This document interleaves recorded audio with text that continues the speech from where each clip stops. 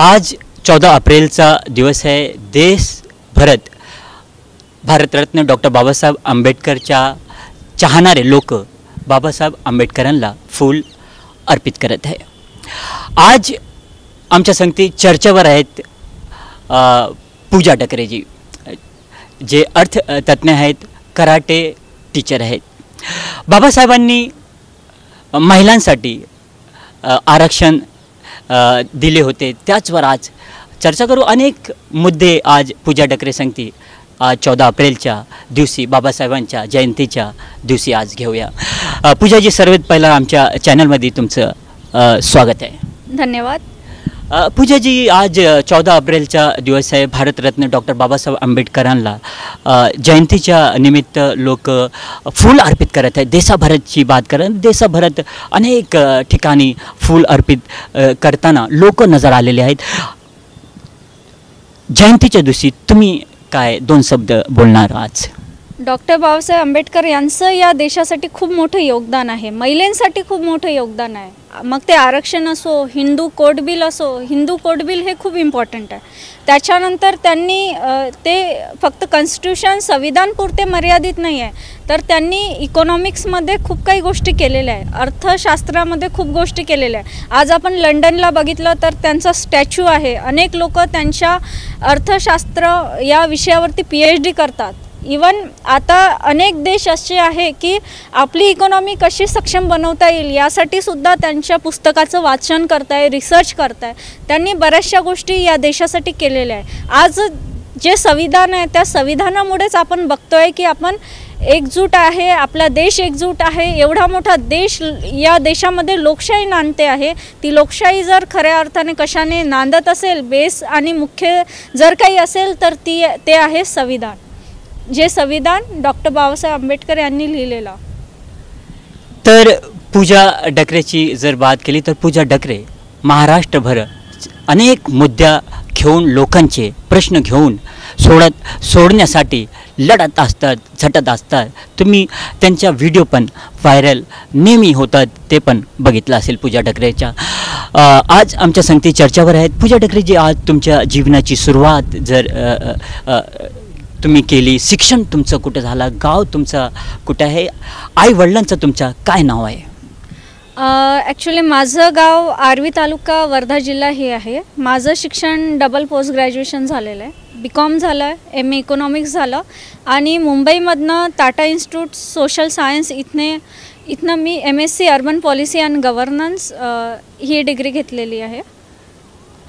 पूजाजी, जसे तुम्ही म्हणले की अनेक तुम्ही डिग्र्या घेतलेल्या आहेत आणि तुम्ही मुंबईच्या प्रेस क्लबमध्ये पण अनेक मुद्दे घेऊन पोहोचतात, प्रेस कॉन्फरन्स करतात। काय मुद्दे असतात आणि जनता तुमच्याकडे काय मुद्दे घेऊन पोहोचतात? मी पूर्ण महाराष्ट्रामध्ये आतापर्यंत 4 प्रेस कॉन्फरन्स घेतलेले आहे। अनेक मुद्द्यांवरती प्रेस कॉन्फरन्स घेतलेली आहे। विधानसभेचं जेव्हा निवडणूक होती त्यावेळेला मुंबईमध्ये मी प्रेस कॉन्फरन्स घेतलेली आहे। त्याच्यानंतर लोकसभेचं इलेक्शन होतं, निवडणूक होती, त्यावेळेला अमरावतीला प्रेस कॉन्फरन्स घेतलेले। आपला महत्त्वाचा मुद्दा हे आहे लोकशाहीमध्ये की जनतेचा विचार करायला हवा। तुम्ही जे लोकप्रतिनिधी असतात, ज्या लोकप्रतिनिधींमध्ये अनेक प्रकारचे गुन्हे दाखल आहेत, त्यांना तुम्ही प्रतिनिधित्व देऊ नका, उमेदवारी देऊ नका। त्याच्यानंतरचा मुद्दा होता की जे लोक पैसे वाटतात, वोटसाठी जे पैसे वाटतात, पैसे देतात, त्या लोक जर पैसे देताना मिळाले, सापडले तर तत्काळ त्यांची उमेदवारी रद्द करा, त्यांना उमेदवारी देऊ नका। कारण लोकशाहीमध्ये, निवडणुकीमध्ये फक्त विचार हा विकासाचा व्हायला हवा, पैशाचा व्हायला नको। कारण जेव्हा तुम्ही पैसे वाटता तेव्हा तुम्ही तो पैसे वाटलेला कसा काढायचा 5 वर्षामध्ये हा विचार करता आणि जनतासुद्धा हा विचार करते की आपण वोटसाठी पैसा घेतला आहे। तिथे विकासाचा विचार होत नाही, खरा विचार हा झाला पाहिजे विकासाचा।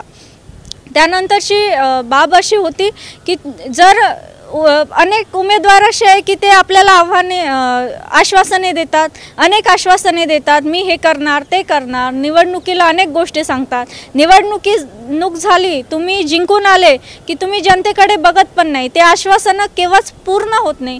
तर ते जे तोंडी आश्वासनं आहे ते जनतेने स्टॅम्प पेपरवर लिहून मागावे. एक प्रोसेस हवी तिथे की आश्वासन पूर्ण नाही झाले तर कोर्टामध्ये खटले चालावे, जनतेचा विचार केला जावा आणि पुन्हा त्या उमेदवाराला पुढे चान्स देऊ नये. या सगळ्या गोष्टी आपण महाराष्ट्राने देशासाठी केल्या, स्वतःहून केल्या, प्रेस कॉन्फरन्सद्वारे, आणि ते जनतेला आवडलं. जनता नेहमी माझ्यासोबत असते.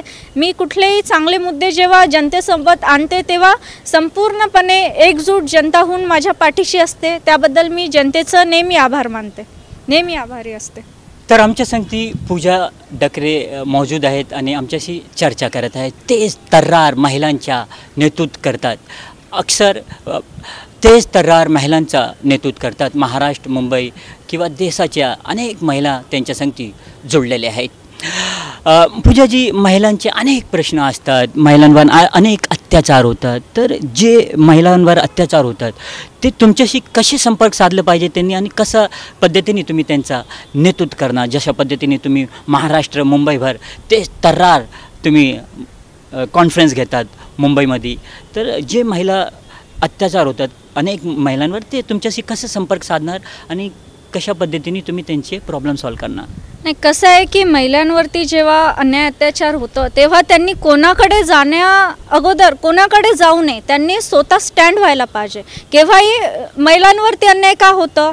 महिला स्वतःला कमजोर समजते, महिला स्वतःला निराधार समजते. महिलांनी जर स्वतःला निराधार, कमजोर समजलं नाही तर ती महिला पुढे जाऊ शकते. शेवटी स्वतःचा लढा हा स्वतः लढावा लागतो आणि त्यासाठी महिलांनी सक्षम व्हायला पाहिजे, हे महत्त्वाचं आहे. पूजाजी, तुम्ही व्हिडिओ तुमचा व्हायरल असतो, कराटे, योगा शिकवताना. आज कोरोना काल पण आहे. योगा आणि कोरोना कालमध्ये किती फायदा होऊ शकतो लोकांना? योगाने बराच फायदा होऊ शकतो. ज्या वेळेला आपण योगा करतो त्यावेळेला काय होतं की आपलं डायजेशन चांगलं होतं, सर्क्युलेशन, ब्लड सर्क्युलेशन चांगलं होतं. सेकंड थिंग हे आहे की कोरोना झाला की काही दिवसांनी आपला श्वास आपल्याला घेता येत नाही. प्राणायाम हा बेस्ट ऑप्शन आहे. प्राणायाममुळे बरंचसं श्वास घेण्याची जी प्रक्रिया आहे ती चांगली होते, त्याच्यावरती परिणाम होतो. म्हणून प्रत्येकाने योगा करायलाच हवा. योगा करणं हे खूप महत्त्वाचं झालेलं आहे. आज आरोग्य आपल्याला महत्त्वाचं आहे. आरोग्याच्या पुढे काहीही महत्त्वाचं नाही. जीव आहे ते हिंदीमध्ये बोलत आहेत ना की जान है तो जहान है, त्या टाईपमध्ये आपला जीव हा महत्त्वाचा आहे. पूजा, तुम्ही कराटे पण टीचर आहेत तुम्ही, तर कराटेच्या माध्यमातून महिलांना किती फायदा होऊ शकतो? आज तुम्ही कराटे शिकलेले आहेत आणि तुमचे व्हिडिओ पण व्हायरल होतात. कराटे लोकांना व्हिडिओच्या माध्यमातून तुम्ही शिकवण्याचा प्रयत्न करता. तर कराटे महिलांनी आणि मुलींनी का शिकावं? कराटे खूप महत्त्वाचे आहे. कराटे जर आपण शिकलो त्याने एवढंच नाही की हेल्थ स्ट्रॉंग होते किंवा आपण स्ट्रॉंग होतो, याच गोष्टी महत्त्वाच्या नसते. तर कराटेने आपला कॉन्फिडन्स वाढतो. कराटे हे फक्त मुलींसाठीच महत्त्वाचे नाही, मुलांसाठी पण महत्त्वाचे आहे. तुम्ही जर जापानचा विचार केला तर जापानमध्ये लहानपणापासून स्कूलपासून कराटेचं ट्रेनिंग दिलं जातं, पूर्ण ट्रेनिंग दिलं जातं. मग मुलगा असो की मुलगी असो. काही देशांमध्ये आर्मीचं ट्रेनिंग दिलं जातं की जर कुठली वेळ आली तर जनतेलासुद्धा आपण उतरवू शकू, एवढा स्ट्रॉंग काही देश बनवतात. मग आपल्या देशात का नाही? आपल्या देशात मुलगा आणि मुलगी असं काही भेदभाव न करता सरसकट शाळेमध्ये कराटे सुरुवात करावी, हे खूप महत्त्वाचं आहे. मग त्याच्यामध्ये जुडो आहे, कराटे आहे, वेगवेगळे प्रकारसुद्धा आहे. पूजाजी, चलता चलता कोरोना काल आहे, अशामध्ये लोकांना काय तुम्ही अपील करणार? जे चाहतात तुम्हाला तुमच्या बातांवर ते अंमल करतात, अशा लोकांना काय अपील करणार आणि काय संदेश देणार तुम्ही? मला लोकांना हेच सांगायचं आहे की पैसा करू नका. पैशापेक्षा आजची कंडिशन अशी आहे की तुमचा जीव महत्त्वाचा आहे. तुमच्या हेल्थसाठी, तुमच्या बॉडीसाठी काय करता येईल? चांगला आहार घ्या, योगा करा, सर्व गोष्टी, पौष्टिक अन्न खा, जे लागतं ते आपलं जीव वाचवण्याचा प्रयत्न करा. पैसा तुम्ही इथेच सोडून जाणार आहे, पैसा तुमच्यासोबत वरती येणार नाही आहे. त्याच्यामुळे तुम्ही आहात तरच सर्व गोष्टी आहे. तुम्ही नाही तर इथे काहीच नाही तुमचं. मग तुम्ही कोट्याधीश असू द्या, एकदा तुमचा जीव गेला तर इथेच पडून राहतं. त्याच्यामुळे जीव सांभाळा, जीव सांभाळा, स्वतःला सांभाळा, पैशाच्या मागे धावू नका. सरकारने लॉकडाऊनचे दिशानिर्देश जारी केलेले आहेत. अनेक लोक आहेत, जरूरतमंद लोक आहेत, मजदूर वर्ग लोक आहेत जे डेली काम करून खातात, परिवार पालनपोषण करतात. लॉकडाऊनने ते घाबरून गेलेले आहेत. उत्तर भारतीयांची जर बात केली किंवा महाराष्ट्र मुंबईमध्ये जे राहतात त्यांची पण जर बात केली तर अनेक महाराष्ट्रीयन आहेत जे डेली कमवतात, खातात, त्याचवर त्यांचा जीवन चालतो परिवारचा. हे सगळे घाबरलेले आहेत. तर सरकारने काय अहम कदम उचलले पाहिजे? महत्त्वाचं म्हणजे जे लोकांनी घाबरू नये आणि सरकारने तत्काळ त्यांच्या अकाउंटमध्ये काहीतरी पैसे टाकावे, सोयीसुविधा करावं. फक्त त्यांना धान्य देऊन चालणार नाही, कारण धान्य सोडून मेडिकल आहे, बऱ्याचशा गोष्टी असतात, रेंट आहे, या सर्व गोष्टीचा विचार केला पाहिजे आणि त्यांना थोडीफार तरी मदत करायला हवी. किंवा ज्या लोकांना जायचं आहे की नाही इथे आता काहीच होऊ शकत नाही आपलं आणि आपल्याला जावंच लागणार आहे इथनं, तर त्या लोकांसाठी ट्रान्सपोर्ट सिस्टम इझी करा, तिकीट कमी करा, त्यांना जाऊ द्या. त्यांच्या बऱ्याच लोकांचं असं असतं की गावी चांगलं घर असतं, फॅसिलिटी, शेती असतात, ते तिथे चांगले राहू शकतात ना. इथे ते तसे रोजगारासाठी आलेले, तसे पैसा कमवण्यासाठी आले. जर इथे त्यांना पैसा कमवता येत नसेल तर ते इथे कशाला थांबून आपलं नुकसान करणार ना. घरी जाऊन शेती करू शकतात, काही करू शकतात. ॲटलिस्ट त्यांना ट्रॅव्हलिंग फॅसिलिटी करा व्यवस्थित. तुम्ही जर देऊ शकत नाही फॅसिलिटी, त्यांना घरी पोचू द्या त्यांच्या. हे सगळ्या गोष्टी सरकारने केल्या पाहिजे. त्यांना जे अकाउंटमध्ये थोडेफार जे फॅसिलिटीज आहे, पैसे आहे, ते सेंड करायला हवं, मदत करायला पाहिजे. इम्पॉर्टंट गोष्ट आहे मदत करणं. तर हे होते आमच्या संगती पूजा ढकरे, अर्थतज्ञ आहेत. अनेक त्यांच्यामध्ये कला आहेत, कराटे प्रशिक्षण आहेत ते, आणि अनेक त्यांनी मुंबई महाराष्ट्रामध्ये मुद्दे उचललेले आहेत. महिलांचे मुद्दे आहे, राजनीतिक मुद्दे घेऊन ते प्रेस कॉन्फरन्स करत असतात आणि पूर्ण महाराष्ट्र मुंबईमध्ये अनेक महिलांचे मुद्दे घेऊन लढत असतात, झटत असतात. तेच तर्रार पूजा ढकरे आज आमच्या संगती होते. तर आज खास मुलाखतमध्ये एवढंच. पुन्हा आपण भेटूया. नमस्कार. या सगळ्या गोष्टी आपण महाराष्ट्राने देशासाठी केल्या, स्वतःहून केल्या, प्रेस कॉन्फरन्सद्वारे, आणि ते जनतेला आवडलं. जनता नेहमी माझ्यासोबत असते. मी कुठलेही चांगले मुद्दे जेव्हा जनतेसोबत आणते तेव्हा संपूर्णपणे एकजूट जनता होऊन माझ्या पाठीशी असते. त्याबद्दल मी जनतेचं नेहमी आभार मानते, नेहमी आभारी असते. तर आमच्या संगती पूजा ढकरे मौजूद आहेत आणि आमच्याशी चर्चा करत आहेत. तेच तर्रार महिलांच्या नेतृत्व करतात. अक्सर तेच तर्रार महिलांचा नेतृत्व करतात महाराष्ट्र मुंबई. आज 14 एप्रिलचा दिवस आहे. देशभरात भारतरत्न डॉक्टर बाबासाहेब आंबेडकरच्या चाहणारे लोक बाबासाहेब आंबेडकरांना फूल अर्पित करत आहे. आज आमच्या संगती चर्चेवर आहेत पूजा ढकरेजी, जे अर्थतज्ञ आहेत, कराटे टीचर आहेत. बाबासाहेबांनी महिलांसाठी आरक्षण दिले होते, त्याचवर आज चर्चा करू. अनेक मुद्दे आज पूजा ढकरे सांगते.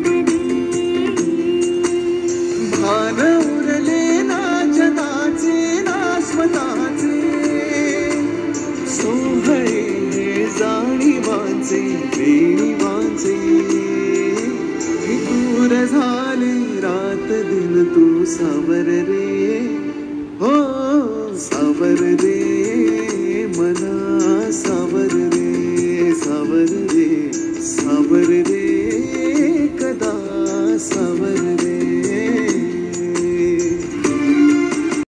काले गोरे का भेद नहीं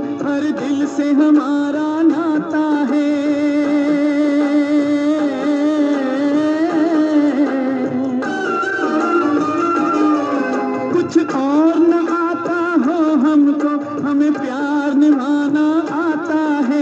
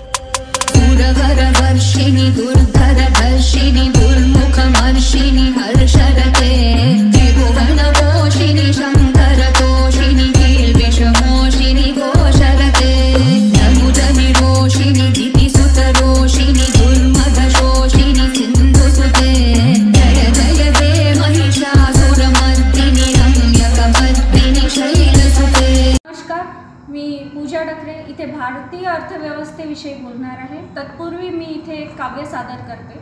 सूर मेरे साधना का, सूर मेरे साधना का श्रेष्ठ रहना चाहिए, हम आप रहे ना रहे दोस्तों, हमारा देश रहना चाहिए, हमारा देश रहना चाहिए। आणि हा देश अस्तित्वात राहण्यासाठी लाखो लोकांनी आपल्या प्राणाची आहुती दिली। लाखो वीरांनी, सैनिकांनी आपल्या प्राणाची आहुती देऊन हा देश अस्तित्वात ठेवला, या देशाचं स्वातंत्र्य अस्तित्वात ठेवलं। आणि या देशाचं स्वातंत्र्य अस्तित्वात ठेवत असताना आपल्याला अर्थव्यवस्थेकडे बघणं अतिशय महत्त्वाचं आहे। जर का आपण बघितलं, देश स्वातंत्र्य झाल्यानंतर झपाट्याने आपल्याला आपल्या अर्थव्यवस्थेकडे बघणं महत्त्वाचं झालेलं आहे। जगाचा इतिहास आहे की ज्या देशाची अर्थव्यवस्था ढासळली त्या देशाचं स्वातंत्र्यसुद्धा हिरावून गेलेलं आहे। आणि आपल्या देशाचा जर का आपण विचार केला तर इंग्रज आपल्या देशामध्ये आधी आलेले। इंग्रज ज्या गोष्टीमुळे आलेले ते अर्थव्यवस्थेमुळे, ईस्ट इंडिया कंपनी आलेली। उद्योगापासून, अर्थव्यवस्थेपासून, इकॉनॉमिक पैशापासूनच त्यांनी आपल्या देशामध्ये किंवा जागतिक लेवलला सुरुवात केलेली।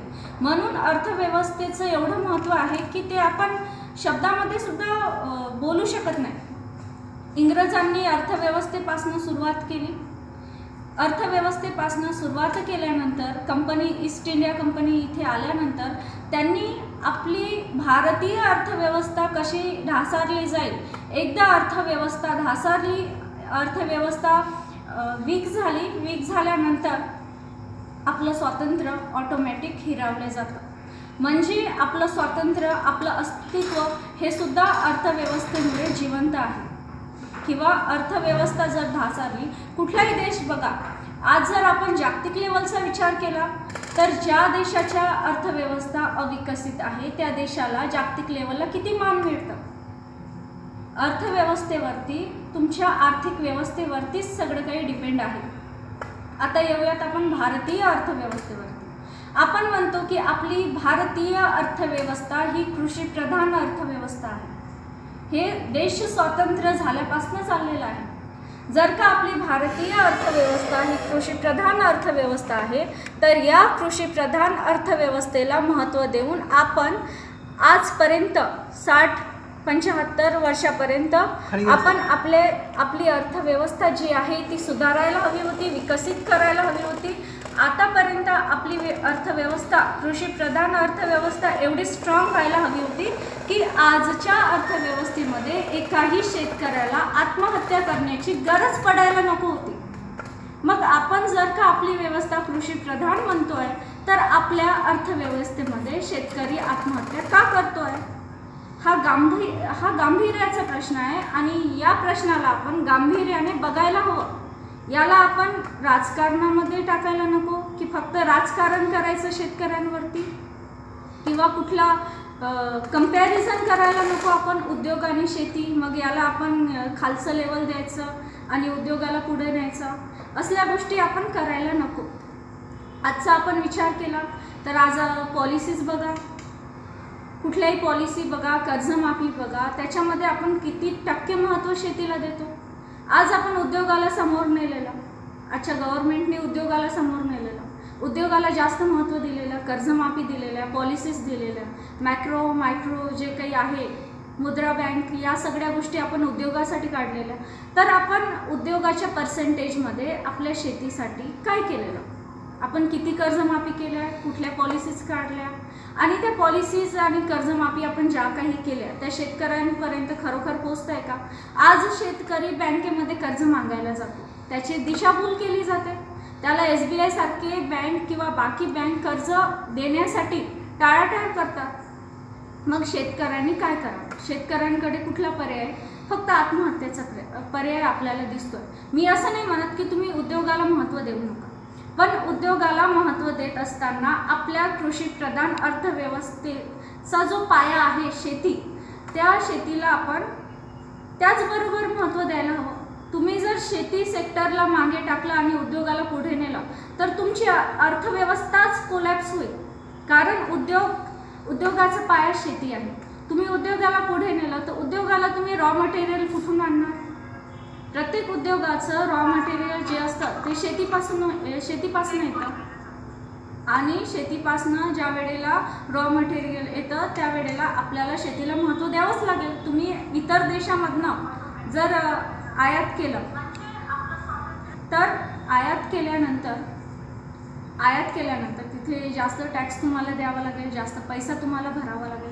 या सर्व गोष्टीचा आपण शेतीसाठी विचार करायला हवा, आणि फक्त पॅकेज देऊन शेतीसाठी काही उपयोग होणार नाही. महत्त्वाचं हे आहे की जे पॅकेज तुम्ही वरच्या लेवलनं पाठवता ते खरोखर शेतकऱ्यांपर्यंत पोचतो का?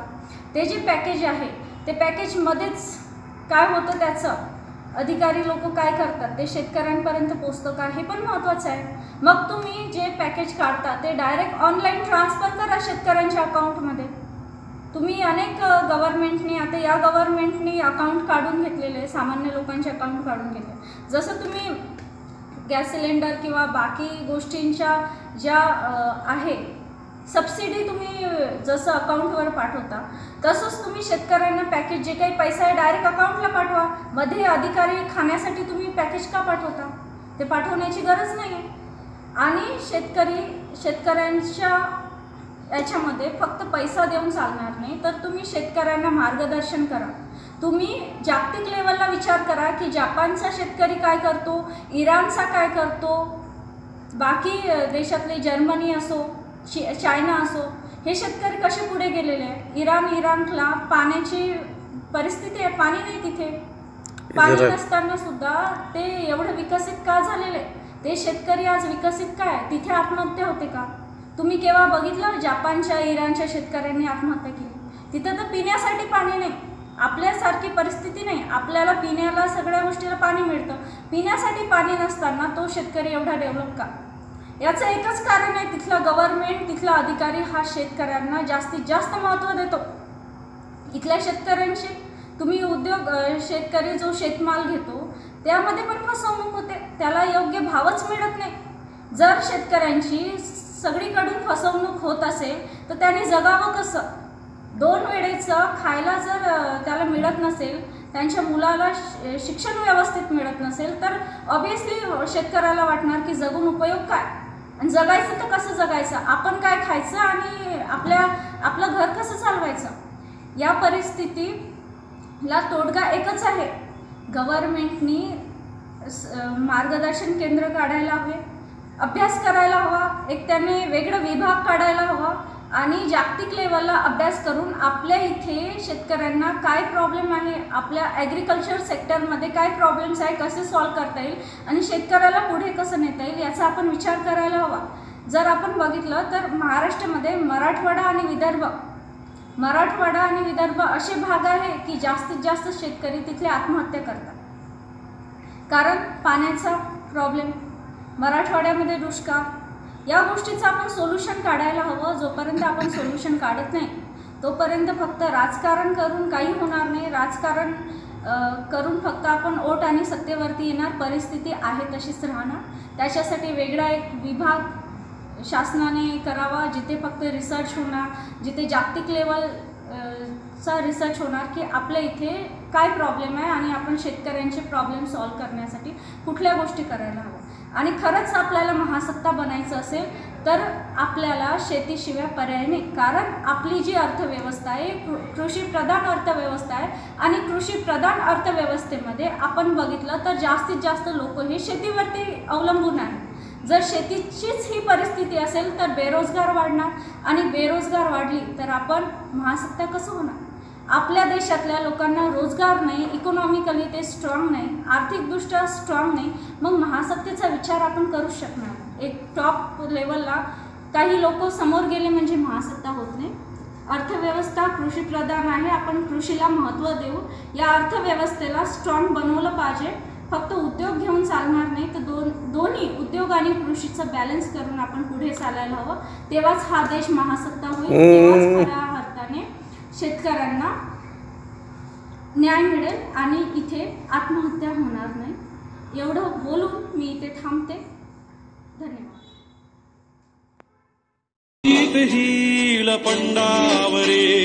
चित्त राहू दे मनी सुंजायची पुन्हा अडवतीलही लाखवादळे सिद्ध होनी तुला उजळायचे पुन्हा हो रे विधाता जन्म घेई विजयता तुला रे यशाची दिशा सुधारून देसाला हारी जीत हील पंडावरे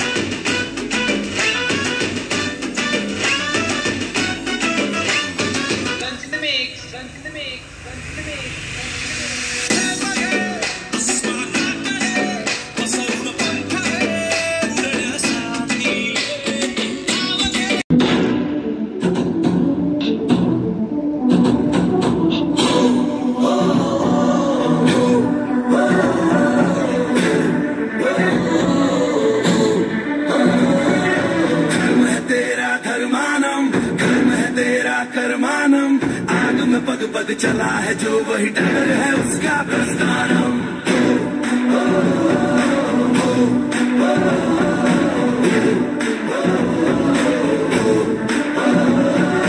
कर्म है तेरा कर्मानम, कर्म है तेरा कर्मानम। आग में पग पग चला है जो वही डगर है उसका प्रस्थानम। यत्र सवक्र जन्मानम भर्गो देवस्य धीमहि युगे युगे यही प्रथा कथा परिणाम परीक्षम प्रस्थानम। बढ़ते पानी में कभी भी किसी का अक्स दिखता नहीं, संयम खो दे जो शख्स कभी दिखता नहीं, दिखता नहीं, दिखता नहीं। काजो भरा ये वृंदावन पाप पुण्य का गठबंधन। आग में पग पग चला है जो वही डगर है उसका प्रस्थानम।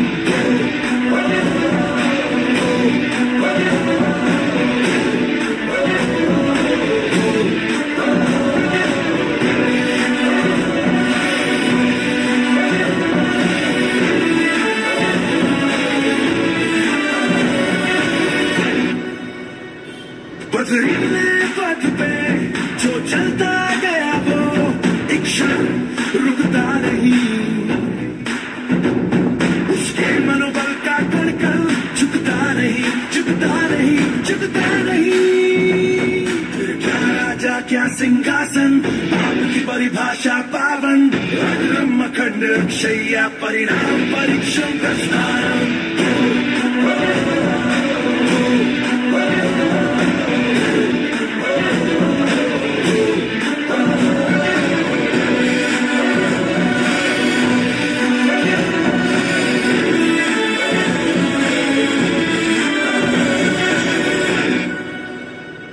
कर्मों का खेल है, कर्मों की चाल है, ये किस्सा चलता रहे।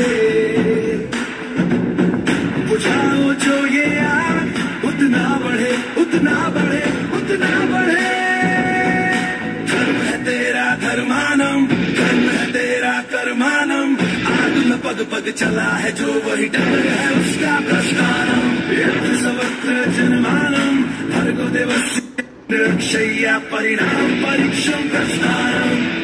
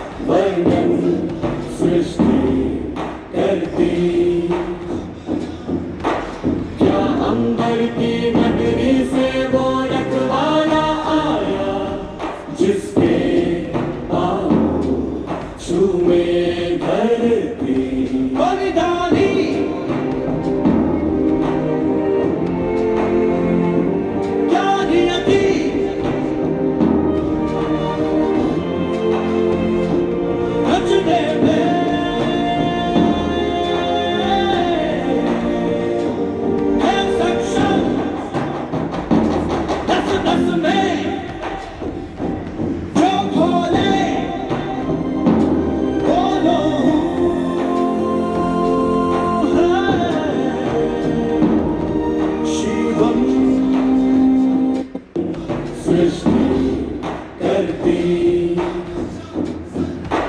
क्या अंबर की नगरी से वो रखवाला आया जिसके पाँव चूमे धरती।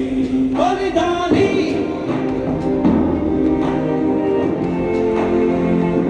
क्या नियति,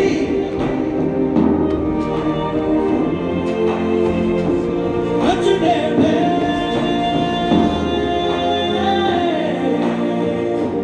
है सक्षम।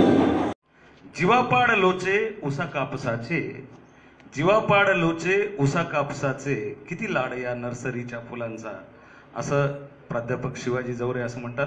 यानंतर आपल्या नांदेडची कवयित्री पूजा डकरे ही आपली कविता घेऊन येईल। तिच्यासाठी एक शेर सांगतो कि उसके घर के सामने का हुजूम ये कहता है, उसके घर के सामने का हुजूम ये कहता है, यहाँ किसी शायर की गजल रहती है। धन्यवाद सर।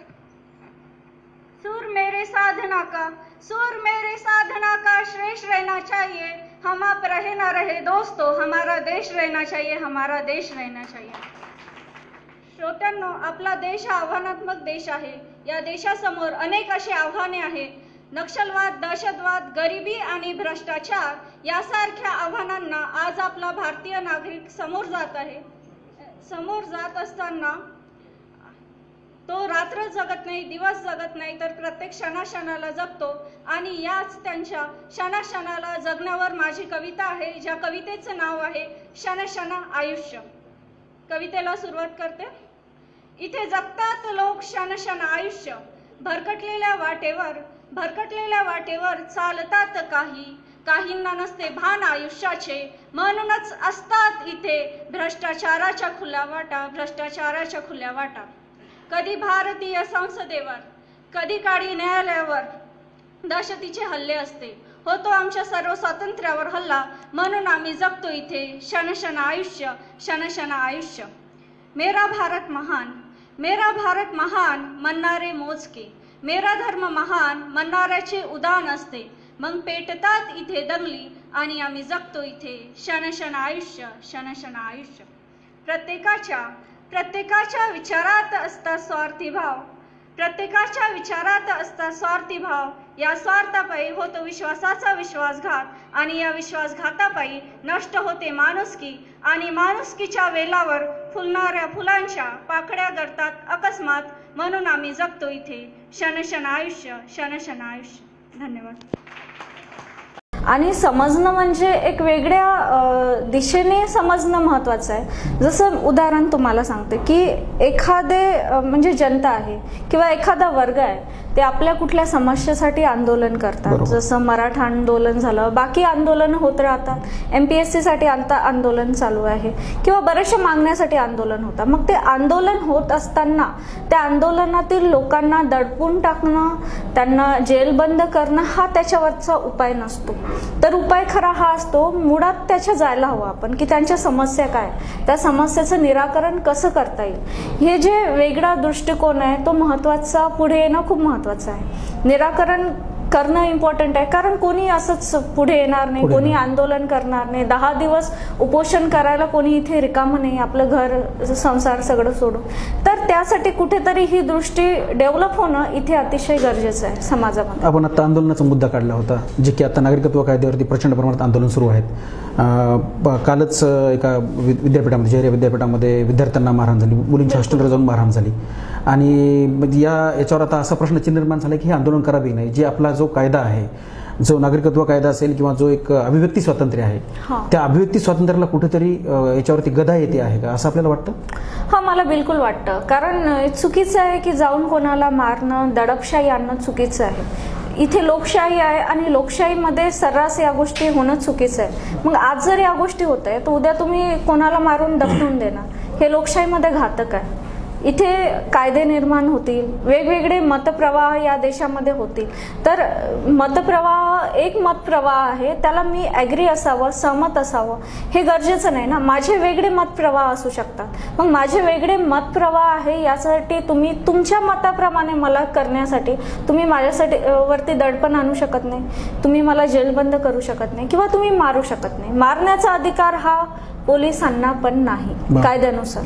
हे चुकीचं आहे सर्रास. तरी पोलीस मारतात. मग यासाठी आपण असं म्हणतो का सदरक्षण आहे खलीनग्र नाही, असं जसं ब्रीदवाक्य आहे पोलिसांचं, तर पोलिसांनी फक्त रक्षण करणे हा त्यांचा जे ब्रीदवाक्य दिलेलं आहे त्या ब्रीदवाक्याशी पोलीस सहमत नाहीत का ते कायद्याचा वापर त्यांच्या वेगळ्या पद्धतीने करत आहेत? काय आपण याबद्दल काय सांगू शकतो? असं करू नये, कायद्याचा गैरवापर त्यांनी बिलकुल करू नये. कोणाला हात उचलण्याचा, मारण्याचा अधिकार पोलिसांना नाही.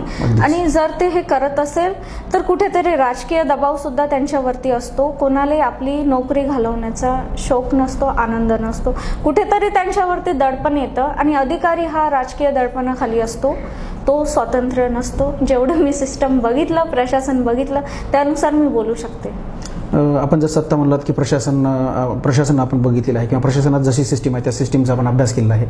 आपण हे सामाजिक कार्य करत असताना आपण प्रशासकीय यंत्रणेवर परत जातो की जसं लोकसभेच्या काळामध्ये असेल किंवा विधानसभेच्या काळामध्ये असेल विविध अशी आश्वासनं जनतेला दिली जातात आणि त्या आश्वासनाची पूर्तता केली जातच नाही मुळात. बरोबर आहे. मग त्याला प्रशासन कारणीभूत आहे का लोकप्रतिनिधी कारणीभूत आहेत? जर लोकप्रतिनिधी कारणीभूत असतील तर असा कुठला कायदा संमत करायला पाहिजे जेणेकरून की M24 लाईव्ह न्यूजला अपडेट राहण्यासाठी आमचे चॅनल सबस्क्राईब करा, लाईक करा, बेलवर क्लिक करून ताजा अपडेट बघत रहा. M24 live news. सामाजिक कामामध्ये तत्पर असलेल्या लेखिका पूजा डकरे यांचा सत्कार पारध येथील बारी युवा प्रकोष्ठाचे केके बिल्डर्सचे मालक गजानन काटोले, संदीप काटोले यांच्या हस्ते औरंगाबाद येथे करण्यात आला.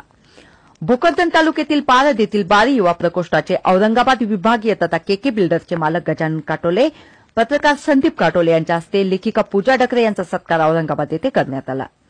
यावेळी बारी युवा प्रकोष्ठाचे प्रसिद्धी प्रमुख तथा पत्रकार संदीप काटोले यांनी लेखिका पूजा डकरे यांच्याशी चर्चा केली. समाजामध्ये महिलेवर होणारे अन्याय थांबविण्यासाठी महिलांनी एकत्र यावे आणि अन्याय करणाऱ्यांना धडा शिकवावा असे त्यांनी आपल्या लिखाणातून जनतेसमोर मांडण्याचा प्रयत्न केला असून बारी युवा प्रकोष्ठाच्या माध्यमातून मोठ्या प्रमाणात शैक्षणिक क्रांती घडवून आणण्याचे उद्देश पूजा डकरे यांनी पटवून दिले. यावेळी सुनील बेराड, गणपत बेराड, संपत काटोले, भगवान तेलंगरे यांनी पूजा डकरे यांचे कौतुक केले. यावेळी सुनील उपाध्याय व संजय हुराळे आदी उपस्थित होते. M24 लाईव्ह न्यूज प्रतिनिधी औरंगाबाद.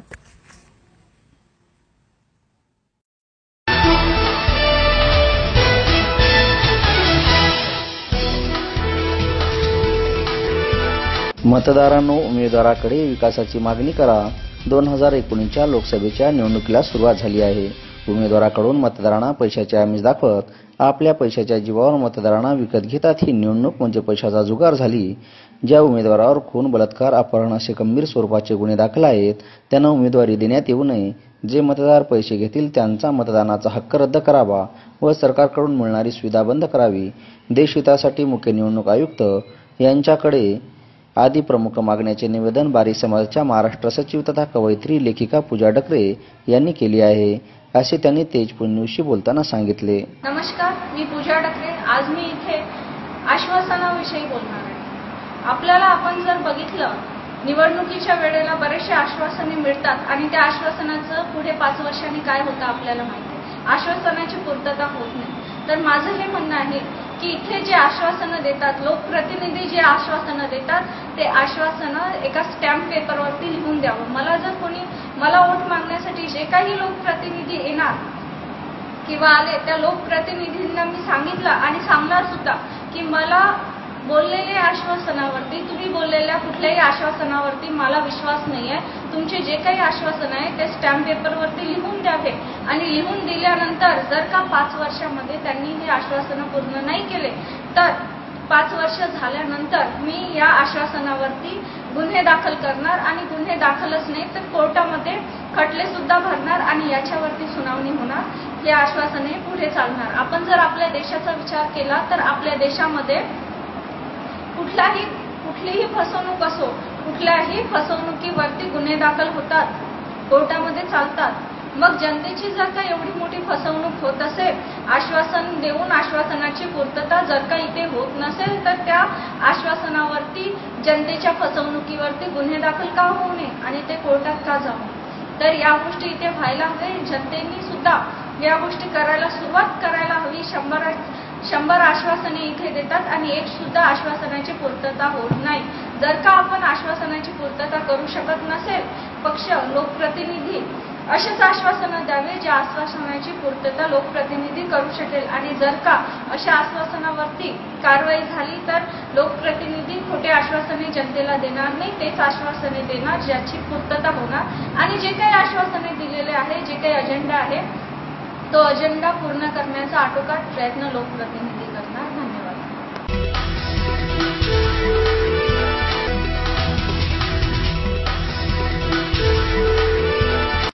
यांनी पत्रकार परिषद घेतली आहे. या पत्रकार परिषदेत पूजा यांनी निवडणूक आयोगाला निवेदनांनी चर्चा करून काही मुद्द्यांवरती आवाज उचलला आहे. पाहूया हा स्पेशल रिपोर्ट. कुमारी पूजा सुरेशराव डकरे यांनी 11/10/2019 शुक्रवारी पत्रकार परिषद घेतली. ही पत्रकार परिषद मुंबई मराठी पत्रकार संघाला झाली आहे. तर पूजा डकरे यांनी निवडणूक आयोगाला निवेदनांनी चर्चा करून काही मुद्द्यांवरती आवाज उचलला आहे. पत्रकार परिषदेमध्ये घेण्यात आलेले मुद्दे हे पुढील प्रमाणे, म्हणजेच आश्वासने ही लिखित स्वरूपात स्टॅम्प पेपरवरती घेण्यात यावी. निवडणुकांच्या वेळेला उमेदवार मतदारांना आश्वासने देतात, जी आश्वासने 5 वर्षामध्ये केव्हाच पूर्ण होत नाही. आश्वासनांच्या भरोशावर मतदार मतदान करतात. खोटे आश्वासने देऊन मतदान घेणे हे सुद्धा एक प्रकारे फसवणूक आहे. या देशामध्ये कुठलीही फसवणूक असो, गुन्हे दाखल होतात. मग जर ती जनतेची एवढी मोठी फसवणूक होत असेल तर याविरुद्ध कारवाई होणे गरजेचे आहे. आश्वासने ही लिखित स्वरूपात घेण्यात यावी. त्याचबरोबर लोकसभा आणि विधानसभा निवडणुकीसाठी उमेदवारांना पदवीधर शिक्षण अनिवार्य करावे. या देशात सर्व पदांसाठी शिक्षण अनिवार्य आहे. मग उमेदवारांसाठीच का असू नये? पदवीपर्यंत शिक्षण अनिवार्य करावेत, अन्यथा अर्ज बाद करण्यात यावा. कुठलेही घोटाळा, बलात्कार, हत्या, अपहरण या गुन्ह्या प्रकरणी दोषी असलेल्या व्यक्तीस निवडणुकीत उमेदवारी देऊ नये. त्याचबरोबर महाराष्ट्रातील बऱ्याचशा याद्यांमध्ये जिवंत नसलेल्या व्यक्तीचे नाव आहे. व्यक्ती हयात नसताना सुद्धा मतदान होते. त्यामुळे निवडणूक आयोगाने मृत झालेल्या व हयात नसलेल्या सर्व नागरिकांची नावे मतदान यादीतून काढून टाकावीत. बोगस मतदान कुठेही होऊ देऊ नये. त्याचबरोबर पुढील काळात विधानसभा निवडणूक होणार आहे. या निवडणुकीमध्ये मतदारांना पैसे देणाऱ्या उमेदवारांचे प्रतिनिधित्व रद्द करण्यात यावे. जे मतदार मतदानासाठी पैसे घेतात त्या मतदारांच्या सर्व शासकीय सोयी सुविधा रद्द करण्यात याव्या. तसेच प्रत्येक नागरिकांना निवडणूक लढवण्याचा अधिकार आहे. महाराष्ट्रातील काही मतदारसंघ अशा अवस्थेत आहे की तिथले लोकप्रतिनिधी आणि त्यांचे कार्यकर्ते दुसऱ्या उमेदवारांना मतदारसंघामध्ये प्रचार करू देत नाही. एक प्रकारे लोकशाही सोडून हुकुमशाहीची निर्मिती होताना दिसत आहे. या सर्व प्रकारच्या बाबींवरती आयोगाने कठोर पावले उचलावीत. तर रितेश टोपेसह मी प्रियंका, बीजेपी टीव्ही मराठी, जळगाव जामोद. अशाच ताज्या घडामोडींसाठी पाहत रहा बीजेपी टीव्ही मराठी. नमस्कार, VCN न्यूज के हिंदी समाचारों में आपका स्वागत है। भारत के संविधान में लोकतंत्र को मजबूत बनाने के लिए जिस तरह से चुनावों का प्रावधान किया गया है, लेकिन विडंबना कह लीजिए या फिर अव्यवस्था, इन्हीं चुनावों में सबसे बड़े पैमानों पर भ्रष्टाचार होता है। अगर बीते 4 चुनावों में खर्च हुए पैसों का ब्यौरा निकाला जाए तो पता चलता है कि उसके मुकाबले कई ज्यादा रकम सिर्फ 2014 के चुनावों में खर्च हो गई। कई बार इस तरह के प्रकरण सामने आए हैं कि प्रत्याशियों द्वारा वोटर्स को पैसे दिए जाते हैं और पैसे देकर उन्हें अपने हक में करने की कोशिश की जाती है। इसी तरह से यह भी देखा गया है कि कई तरह के गंभीर अपराधों में शामिल व्यक्ति चुनाव जीत कर आ जाते हैं और फिर वह कानून का खुले तौर पर उल्लंघन करते हैं। इन्हीं सभी अव्यवस्थाओं को लेकर आरवी जिला वर्धा की रहवासी पूजा सुरेशराव डकरे ने एक संघर्ष की शुरुआत की है। उन्होंने कई जिलों के जिलाधिकारियों से मिलकर उनके समक्ष अपनी कुछ मांगे रखी हैं और उनसे यह मांग की है कि चुनाव को निष्पक्ष बनाया जाए, चुनाव में होने वाले अवैध पैसों के इस्तेमाल को रोका जाए। मैंने मुख्य निवडणूक अधिकारी और इलेक्शन कमीशन को एक निवेदन दिया है जिसमें मैंने ये मुद्दे सामने लाने का प्रयास किया है कि अपने इलेक्शन में जो पैसों का व्यवहार होता है, देन लेन के जो पैसों के व्यवहार होते हैं वो बंद होने चाहिए। जो लोग प्रतिनिधि वोट के लिए पैसे देते हैं उन पे कठोर कार्रवाई होनी चाहिए। उनकी उम्मीदवारी प्रतिनिधित्व रद्द किया जाना चाहिए। और जो लोग मतदान के लिए पैसे लेते हैं उनको जो फैसिलिटी, गवर्नमेंट की जो फैसिलिटी दी जाती है वो सभी फैसिलिटी बंद होनी चाहिए। चुनाव में मतदाताओं के लिए वोट करना अनिवार्य किया जाए ताकि इस तरह के भ्रष्टाचार पर रोक लगाई जा सके। अपने इस कार्य से लोगों को अवगत कराने के लिए पूजा डकरे ने अमरावती शहर में पत्रकारों को अपने विचार से अवगत कराया। और जो लोग मतदान नहीं करते हैं फिर जो फैसिलिटीज है वो एकदम से बंद होनी चाहिए। उनके पास ऑप्शन है, नोटा का ऑप्शन है, अगर उम्मीदवार पसंद नहीं तो दूसरे ऑप्शन पे भी वो वोट कर सकते हैं। बट वोटिंग यहाँ पे होना चाहिए। अपने देश में अगर सोचा जाए तो बहुत कम वोटिंग होता है। लोकशाही में ये घातक चीज है। लोकशाही में, लोकतंत्र में जो है वोटिंग अच्छा होना चाहिए, तभी अपनी लोकशाही सामने जाएगी, तभी यहाँ पे डेव्हलपमेंट के बारे में सोचा जाएगा, डेव्हलपमेंट होगा। अहो ऐकलत का? अगं काय झालं? अहो नळ गेलाय, पिण्याचं आणि वापरायचं एक थेंब पाणी नाही. अगं घाबरू नकोस, शिवनेरी बोरवेल आहे ना. हा घे फोन नंबर 9422155278 आणि 9021318383. अगदी थोडा वेळात पाहून आपल्या दारात शिवनेरी बोरवेल, राजापेठ चौक, गद्रे मोटर जवळ, बडनेरा रोड, अमरावती. अति योग्य भावात मोटर फिटिंग सहित उपलब्ध शिवनेरी बोरवेल.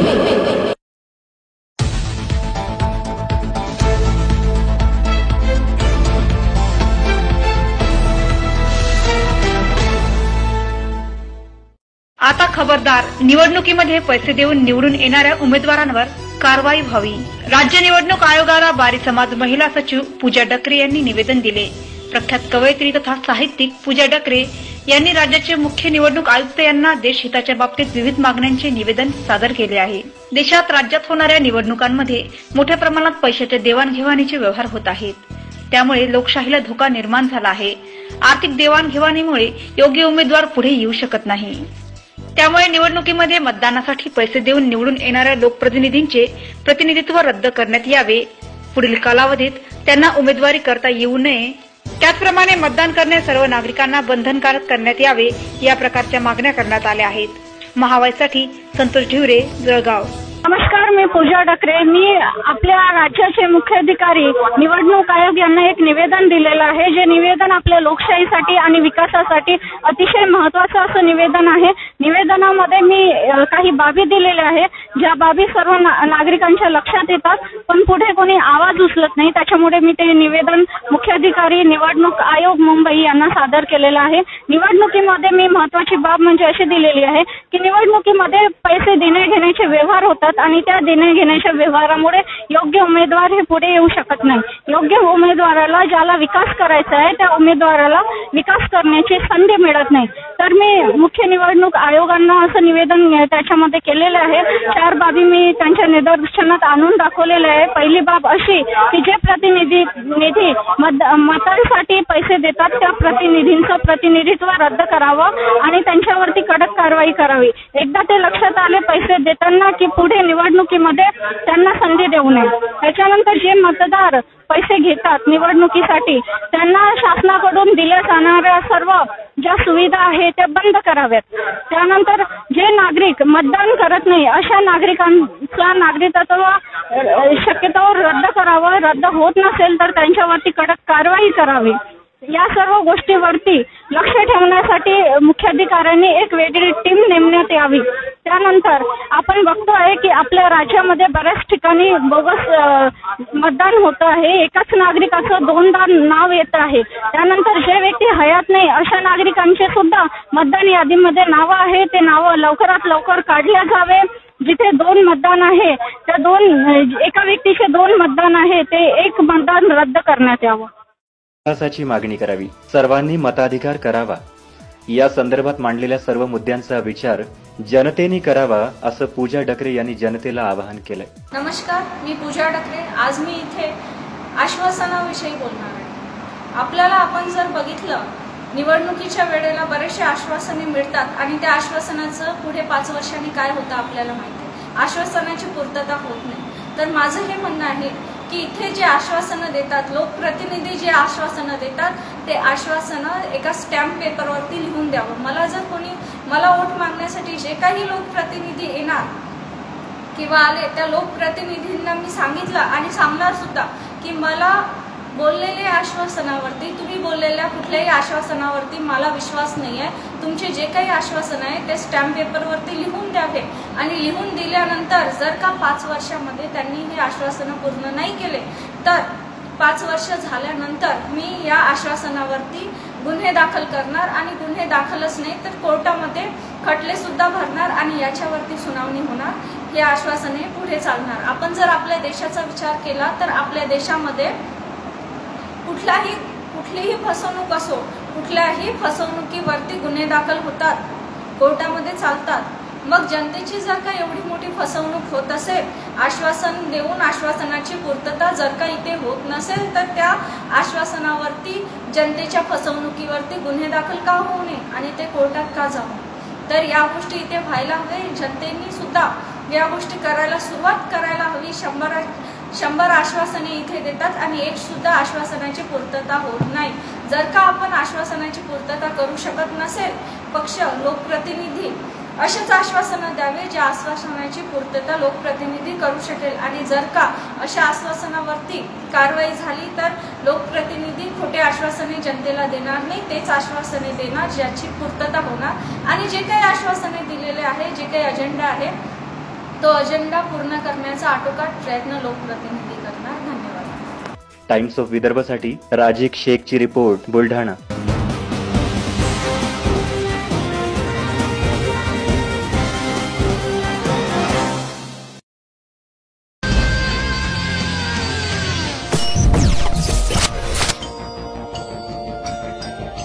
नमस्कार, क्राइम रिपोर्टर्स न्यूज में आपका स्वागत है. मैं हूं नीचे सरोज. आइए नजर डालते हैं आज कुछ खास खबरों पर. देश को हिलाकर रख देने वाले निर्भया कांड के बाद महिलाओं की सुरक्षा को सुनिश्चित करने के लिए एक कोष की जरूरत महसूस की गई थी, जिस पर संज्ञान लेते हुए तत्कालीन यूपीए सरकार ने वर्ष 2013 के बजट में निर्भया कांड की घोषणा की थी. तत्कालीन वित्त मंत्री चिदंबरम ने शुरुआती के दौर पर करीब 100 करोड़ रुपए का आवंटन भी किया था तथा सन 2014 और 15 और 13 2017 में 1,000 करोड़ और आवंटित किए गए. पैसे आवंटित होने के बावजूद तत्कालीन सरकार द्वारा यह खर्च नहीं हो पाया. गृह मंत्रालय द्वारा इस फंड के लिए आवंटित धन का एकमात्र फीसदी खर्च होने की वजह से साल 2015 में सरकार ने गृह मंत्रालय की जगह महिला एवं बाल विकास मंत्रालय को निर्भया फंड के लिए नोडल एजेंसी बना दिया. इस फंड के तहत पूरे देश में दुष्कर्म संबंधित शिकायतों और मुआवजे के निस्तारण के लिए 660 एकीकृत वन स्पॉट सेंटर बनाने थे, जिससे पीड़िताओं को कानूनी और आर्थिक मदद मिल सके और उनकी पहचान भी छिपी रहे. दरअसल निर्भया फंड में पीड़िताओं की मुआवजे के लिए निर्धारित धनराशि के वितरण और प्रबंधन को लेकर एकीकृत प्रणाली का अभाव है. वहीं महिलाओं पर हो रहे अत्याचारों को अगर रोकना हो तो महिलाओं समक्ष बनना अति आवश्यक है. पूजा कुमारी डरके ने कहा कि देश में दुष्कर्म की घटनाएं बढ़ने के बावजूद भी देश में तथा महाराष्ट्र में भी महिला सुरक्षित नहीं है. नमस्कार, मैं पूजा डकरे. मैंने कुछ मांगे मुख्यमंत्री महाराष्ट्र के सामने रखी है, तो उसी मांगों के बारे में आज मैं यहाँ पे बात करने वाली हूँ. तो सुर मेरे साधना का, सुर मेरे साधना का शेष रहना चाहिए. हम आप रहे न रहे दोस्त, तो हमारा देश रहना चाहिए, हमारा देश रहना चाहिए. हम जब देश के बारे में बात करते हैं तो हमें सोचना चाहिए कि जब हमारे देश में महिला सुरक्षित नहीं है, लड़कियां सुरक्षित नहीं है, तो देश कैसे सुरक्षित रहेगा. हम देख रहे हैं कि दिन दहाड़े लड़कियों को, महिलाओं को जिंदा जलाया जा रहा है, उनकी हत्याएं की जा रही है, उन पे बलात्कार किया जा रहा है. ये सब कंडीशन, सिचुएशन होते हुए हमारा देश आगे कैसे बढ़ेगा, आगे कैसे जाएगा. तो अगर हमें हमारा देश बुलंदियों पे ले जाना है तो पहले यहाँ पे महिला सुरक्षा बहुत इम्पोर्टेंट है, अतिशय इम्पोर्टेंट है. तो इसलिए हमें महिला सुरक्षा के बारे में सोचना चाहिए, क्योंकि ये जो हादसे हमारे देश में हो रहे हैं, हमने हैदराबाद का हादसा देखा, उसके पहले हमने निर्भया का हादसा देखा, उसके बाद उन्नाव की जो लड़की है उसको भी जिंदा जलाया गया. ये जो सब बातें हैं, ये हमारे लिए लज्जास्पद बातें हैं और इस लज्जास्पद बातों पे कहीं तो भी हमें लगाम लगाना है। और इस लगाम लगाने के लिए मैंने महाराष्ट्र के सीएम उद्धव जी ठाकरे को एक निवेदन दिया है, जिस निवेदन में मैंने मांगे रखी। पहले तो मैंने निवेदन में ये कहा है कि जो निर्भया फंड है, कुछ ऐसे राज्य है कि निर्भया फंड का कुछ भी उसका इस्तेमाल किया नहीं गया और उसी राज्यों में महाराष्ट्र आता है। महाराष्ट्र का अगर सोचा जाए तो महाराष्ट्र में भी बहुत ज्यादा महिलाओं पे अत्याचार हो रहे, रेप के केसेस हो रहे, हत्याएं हो रही, बाकी चीजें भी हो रहे। तो निर्भया फंड का उपयोग यूटिलाइजेशन यहाँ पे करना चाहिए था, जो यूटिलाइजेशन आज तक हुआ नहीं। तो इसके बारे में मैंने निवेदन दिया है। उसके बाद मैंने कुछ ऐसे मांगे रखी है कि जिस मांगों को या जिस निवेदन को अगर यूटिलाइज करते हैं पूरे महाराष्ट्र और देश में, तो महिलाओं की सुरक्षा होगी, महिला मानसिक और शारीरिक रूप से सक्षम बनेंगी। तो मेरी मांगे कुछ इस तरह से है। पहले ये है कि निर्भया फंड जो है उस फंड का अच्छा उपयोग होना चाहिए, और जितना भी फंड है तो जो जिन लोगों पे अत्याचार हुए हैं, जिन लोगों पे रेप हुआ है, वो लड़कियों को उन फंड में से कुछ हिस्सा जो है सपोर्ट उनको देना चाहिए, चाहे वो पुलिस केसेस हो, न्यायालय हो, सारी बातों में उसमें सपोर्ट करना चाहिए। सेकेंड थिंग मैंने ये उसमें ऐड की है कि अगर हम महिलाओं की सक्षमता चाहते हैं तो हर जगह पे पुलिस नहीं जा सकती, हर जगह पे पुलिस जाके महिलाओं को सुरक्षा नहीं दे सकती। अगर सही मायने में हमें सक्षमता चाहिए, हमें सिक्योरिटी चाहिए, महिलाओं को सक्षम बनाना है, तो हमें स्कूल से, कॉलेज से महिलाओं को कराटे प्रशिक्षण, शस्त्रास्त्र प्रशिक्षण देना चाहिए, आर्मी का ट्रेनिंग उनको देना चाहिए, तब जाके कुछ होगा। तो इसी मुद्दों पे मैंने निवेदन में ये बात रखी है कि पूरे देश में महिलाओं को, लड़कियों को स्कूल कॉलेज में कराटे का प्रशिक्षण मुफ्त दिया जाए, फ्री ऑफ कॉस्ट उनको प्रशिक्षण दिया जाए।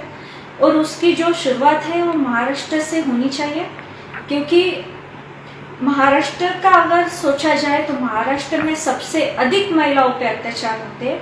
तो मैंने महाराष्ट्र के सीएम को निवेदन देके ये मांगे मैंने रखी है, बात रखी है, मुफ्त और कंपलसरी महिलाओं के लिए कराटे प्रशिक्षण और शस्त्रास्त्र प्रशिक्षण होना चाहिए। धन्यवाद।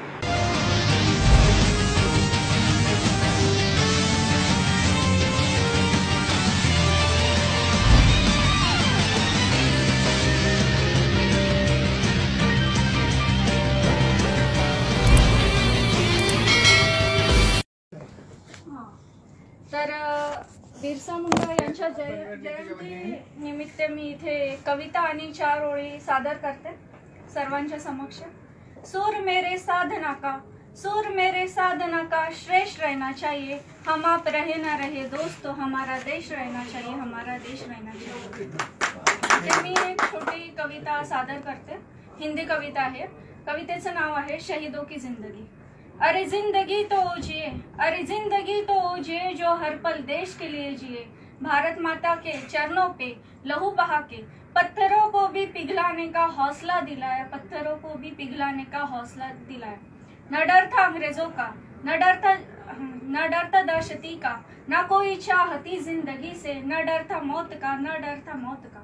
जब देश था पारतंत्र में, जब देश था पारतंत्र में, मुश्किल था जीना खुली हवा में, किसानों ने गवाई थी फसल, भारतवासियों ने गवाया था स्वाभिमान, भारतवासियों ने गवाया था स्वाभिमान।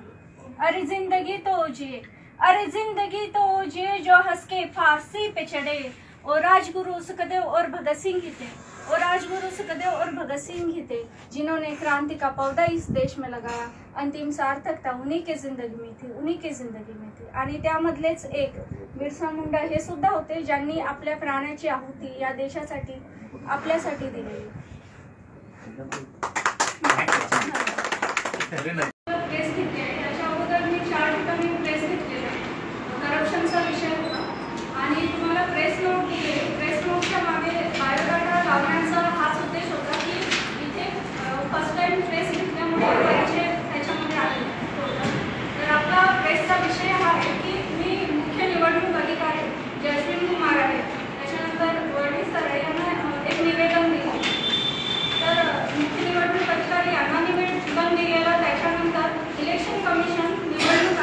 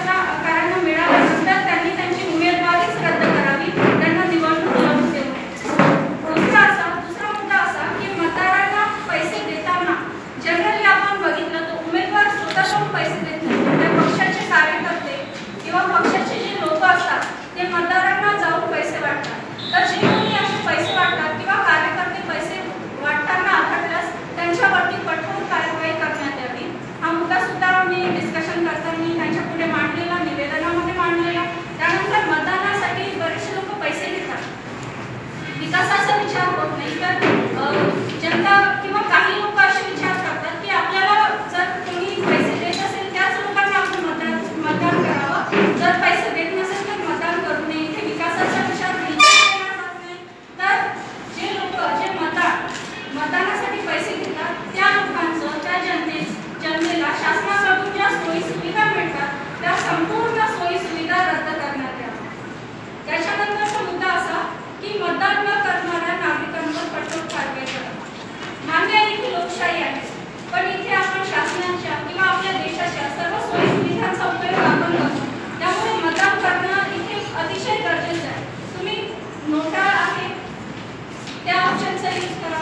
तुम्हाला जर कुठलाच उमेदवार आवडत नसेल तर दुसरे ऑप्शन सुद्धा आहे तुमच्या पुढे, पण मतदान करणं अतिशय गरजेचं आहे. तुम्ही मतदान करणार नाही, तुम्हाला तुमचा लोकप्रतिनिधी म्हणून कोण हवं, तुमच्या विकासासाठी कोण हवं याचा विचार केला जाणार. आपण बघतो की बऱ्याच ठिकाणी सुशिक्षित लोक सुद्धा मतदान करत नाही. ग्रामीण भागामध्ये मतदानाचं पर्सेंटेज जास्त आहे कम्पेअर टू शहरी भागापेक्षा. आपण जर आपल्या देशाचा विचार केला तर 40 ते 50च्या दरम्यानच मतदान पर्सेंटेज होतं, त्याच्यावरती होत नाही जास्त. तर ते मतदान वाढायला हवं, कारण इथे लोकशाही आहे. त्यानंतरचा मुद्दा मी असा घेतला आहे की कुठल्याही घोटाळ्यामध्ये दोषी ठरलेला व्यक्ती, बलात्कार, हत्या, अपहरण या गुन्ह्यामध्ये दोषी असलेल्या व्यक्तीस निवडणुकीमध्ये उमेदवारी देऊ नये. कारण ज्या व्यक्तीच्या हातच गुन्हेगारीमध्ये बरबडलेले आहे, जे व्यक्ती गुन्हेगार आहे ते उमेदवार आपल्या देशाचा विकास कसं करणार किंवा आपल्या देशाचे प्रॉब्लेम्स आहेत ते कसे सॉल्व्ह करणार, समस्याचं निराकरण कसं करणार. आपण आपले उमेदवार निवडून देतो, आमदार खासदार जे कोणी निवडून देतं, जनता निवडून देतात, तर ती जनता फक्त आपल्या विकासासाठी आपल्या डेव्हलपमेंटसाठी लोकांना उमेदवारांना निवडून देतात. पण ज्या उमेदवारांच्या हातच गुन्हेगारीमध्ये बडबडलेले आहे ते या देशाचा विकास करू शकतील, या जनतेला न्याय देऊ शकतील हे शक्य नाही. त्याच्यामुळे मुख्याधिकाऱ्यांनी निवडणूक आयोगाने या सर्व लोकांना उमेदवारी दिली. त्यानंतरचा मुद्दा येतो की महाराष्ट्रामध्ये बऱ्याचशा मतदार यादीमध्ये घोटाळा आहे. बऱ्याचशा आपण जर मतदार याद्या बघितल्या तर वेळेवर मतदार याद्या प्रसिद्ध होत नाही. आणि ज्या काही मतदार याद्या प्रसिद्ध होतात किंवा प्रसिद्ध झालेल्या आहेत, बऱ्याचशा मतदार याद्यांमध्ये हयात नसताना जो व्यक्ती जिवंत नाही अशा व्यक्तीची नावं सुद्धा बघितलेली मतदार याद्यांमध्ये, आणि नावच नाही तर तो व्यक्ती जाऊन मतदान पण करतो. या सगळ्या गोष्टी आपल्या निवडणुकीमध्ये होताना दिसत आहेत, मतदार याद्यांमध्ये होताना हे सर्व प्रकार दिसत आहेत. त्याच्यामुळे जे लोक हयात नाही, ज्या लोकांचा मृत्यू झाला आहे अशा लोकांची नावं याद्यातून काढून टाकण्यात यावी. त्यानंतरचा मुद्दा आहे की प्रत्येक नागरिकाला निवडणूक लढविण्याचा अधिकार आहे. आपल्या देशामध्ये लोकशाही असल्यामुळे प्रत्येक नागरिकाला निवडणूक लढविण्याचा अधिकार आहे. पण बऱ्याच ठिकाणी बऱ्याच मतदारसंघामध्ये महाराष्ट्रामध्ये बघा किंवा महाराष्ट्राच्या बाहेर बघा, एखादा आमदार आहे किंवा तो आपल्या एरियामध्ये जर कोणी दुसरा येत असेल, दुसऱ्या निवडणूक लढविण्याचा विचार करत असेल तर बऱ्याच ठिकाणी कार्यकर्ते त्या मतदारसंघामध्ये दुसऱ्या लोकांना शिरू देत नाही, दुसऱ्या लोकांना प्रचार करू देत नाही. या सगळ्या गोष्टी आपल्या इथे होताना दिसत आहेत. म्हणून कार्यकर्त्यांवरती आणि अशा उमेदवारांवरती निवडणूक आयोगाने कारवाई करण्यात यावी, कारण इथे लोकशाही आहे. आणि या प्रकारामुळे ज्या लोकांना खरोखरच या समाजासाठी, या देशासाठी काम करायचं आहे ते लोक समोर येऊ शकत नाही, काम करू शकत. त्यानंतरचा मुद्दा येतो की या सर्व गोष्टीसाठी किंवा जे लोक पैशाचे व्यवहार करतात त्या सर्वांसाठी काही ऍक्ट्स काढलेले आहेत.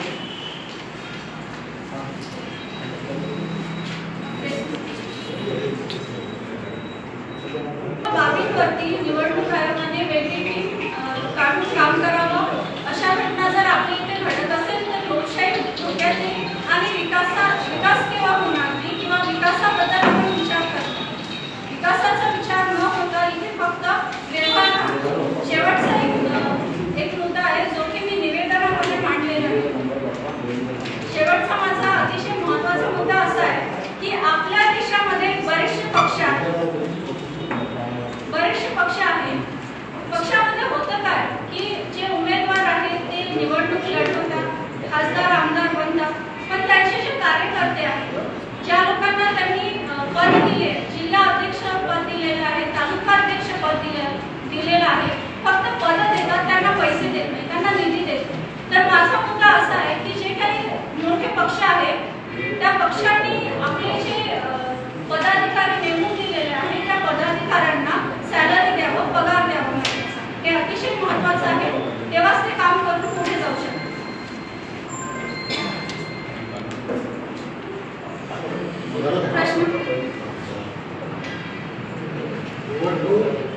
हे आपली नाही आहे. जेव्हापासून हे स्वतंत्र झाला तेव्हा निवडणुका लागली, तेव्हापासून पैशाशिवाय निवडणूक होत नाही. मन के जीते जीत है, मन के हारे हार. हार गए जो बिन लड़े उन पर है धिक्कार,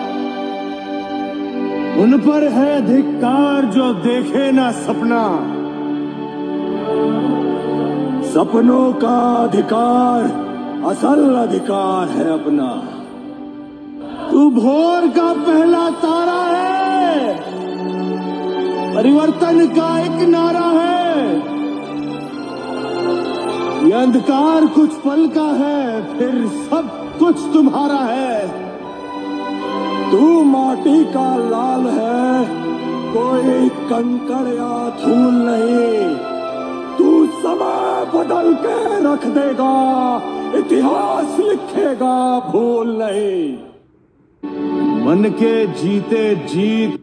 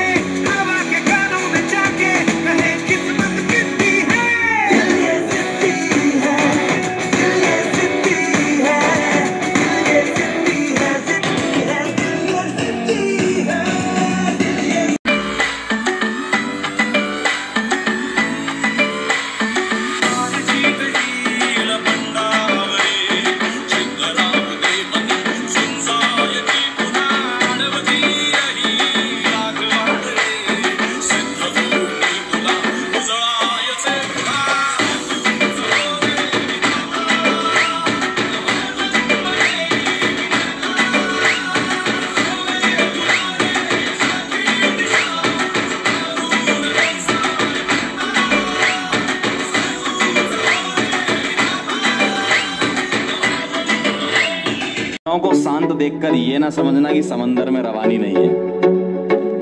लहरों को शांत देखकर ये ना समझना कि समंदर में रवानी नहीं है. जब भी उठेंगे तूफान बन के उठेंगे.